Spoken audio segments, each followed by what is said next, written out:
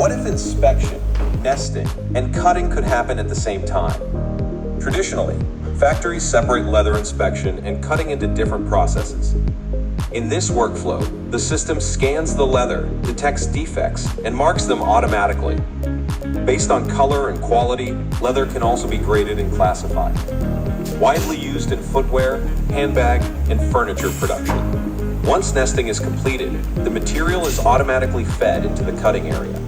At the same time, the next piece of leather is already being inspected and nested.so. While one sheet is being cut, the next one is fully prepared.